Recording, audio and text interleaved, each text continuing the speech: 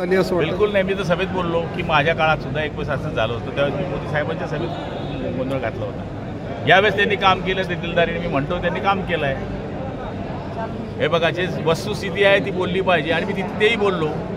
पहिले भाषण करताना आपण पहिलंच ऐका की माझ्या मतदारसंघात त्यांनी काम केलं, पण तुमच्या मतदारसंघात केलं नाही हे सगळ्या जिल्ह्याला माहिती आहे. माझी कोची नाही होऊ शकत. पण तुम्ही दुसरीकडे म्हटलंय की एक मंत्री म्हणून मला मात्र एक समजदारीची भूमिका घ्यावी लागेल. ज्या तालुक्यांमध्ये युती होणार तिथे मी वाऱ्यावर सोडायचं का कार्यकर्त्यांना? कार्यकर्ते जगला पाहिजे ना. जिथे होण्यासारखं आहे तिथे करू, नाही होण्यासारखी कुस्ती खेळू.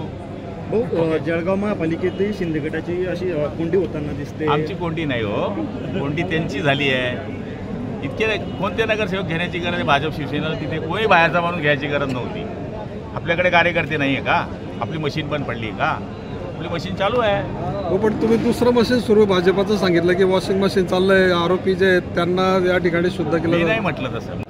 की जळगाव जिल्ह्यामध्ये शिवसेनेचे मेळावे या ठिकाणी सुरू आहे. त्याच्यामध्ये काल भुसावळचा झाला, पाचोऱ्याचा झाला, धरणगावचा होतो आहे. त्याच्यामध्ये कार्यकर्त्यांचे मेळावे घेणे, त्यांना सूचना करणे, मार्गदर्शन करणे असं प्राथमिक आमचं काम सुरू आहे.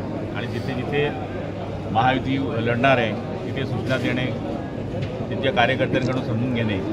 हा माझाच मतदारसंघ असल्यामुळे तिथे काय करायचं आहे हे आम्हाला सगळ्यांना माहिती आहे. त्यामुळे येत्या निवडणुकीमधल्या ज्या 12 खड्या असतात त्या सगळ्या 12 खड्या सांगण्याचं काम या सभेमध्ये आम्ही केलेलं आहे.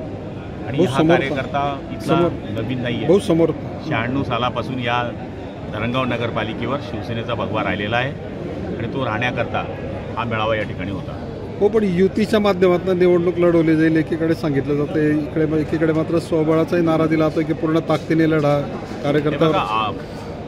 या ठिकाणी आपण पाहिलं असेल की मी त्या मेळाव्यातही बोललो, किशोरप्पांच्या मेळाव्यामध्ये, की त्यांच्यावर खरंच अन्याय झालेला आहे. त्यांच्या विरुद्ध बंडखोर उभे राहिले आहेत. पण तरीसुद्धा आपण वरती सांगू. शेवटी स्थानिक पातळीवर निर्णय घेण्याचे अधिकार तिथल्या प्रमुख पदाधिकाऱ्यांना जर दिलेले आहेत ते सुद्धा रिपोर्टिंग मला वरती करावं लागेल. आणि हा सगळा अधिकार शिंदेसाहेब असतील, देवेंद्रजी फडणवीस असतील किंवा अजित पवारांना. दुसरा एक किंवा माहितीच्या अधिकारामध्ये एका सामाजिक कार्यकर्त्यांनी गोष्ट समोर आणली की कागदोपत्री काही मंत्र्यांच्या घरांची दुरुस्ती केली गेली आणि त्यावेळेला त्यांनी आवाज उठवला होता, त्यावेळेला तुम्ही विरोध केला होता त्याला. हे बघा, 30 कोटी रुपयाच्या बाबतीमध्ये त्यावेळेस विधानसभेमध्ये मला वाटतं रोहित पवारांनी मांडणी केली होती. त्यावेळेस मी त्यांना बोललो होतो की कोणत्या मंत्र्यांच्या बंगल्यावर खर्च झाले त्यांची नावं सांगा. माझ्या बंगल्यावर कधीच त्यांनी सांगावं की इतके पैसे खर्च झाले. माझा तर तोच सोफा सेट आहे ज्या दिवसापासून मी तिथे. पर्टिक्युलर बाकी विषय सोडूनच द्या. पर्टिक्युलर तुमच्या बंगल्याचा उल्लेख नाही केलेला त्यांनी, पण मग बाकीच्यांचं उत्तर देण्याची जबाबदारी मला नाही आहे. ते त्यांनी स्वतः आपले काका माननीय अजितदादा पवार यांना विचारावं. मतदारसंघाची सिच्युएशन वेगळी आहे. हा मोठा जिल्हा आहे. 19 नगरपालिका नगरपंचायती आहे, 1 महापालिका आहे, या ठिकाणी 15 पंचायत समित्या आहे. त्यामुळे सगळा सार्वजनिक विचार करून हे सगळं रिपोर्टिंग करणं, जिथे जिथे काय स्थिती आहे. आता उद्या अंबळनेरमध्ये नाही होणार युती, एखाद्या वेळेस इथे होईल युती, हे मला सगळं वरती सांगावं लागेल. मी खालचं वातावरण पाहून रिपोर्टिंग करणे, त्या पद्धतीने जास्तीत जास्त तडजोड कशा होतील महायुती करतात तो प्रयत्न आम्ही करू. आपल्या चिरंजीवमध्ये काय स्थिती असेल नेमकी आपल्या मतदारसंघात काय? आमच्याकडे तर महायुती करता आम्ही लढण्याचा या ठिकाणी पहिलेपासून नारा दिलेला आहे. आम्ही त्या पद्धतीने लढण्याचा प्रयत्न करणार आहोत. हो, कार्यकर्त्यांमध्ये एक चर्चा आहे की प्रताप भाऊंना सुद्धा उमेदवारी दिली जावी. तुम्ही मात्र आता साळवा नांदेडमध्ये उमेदवारी सांगतात, तिथे माझे बरेच कार्यकर्ते आहे किंवा ती युती झाली तर ती जागा भाजपची आहे. मग तिथे आपण का करावं? आहे ना पाळजीची तिथे आम्ही शिवसैनिक निवडून आणू शकतो किंवा वेट अँड वॉच.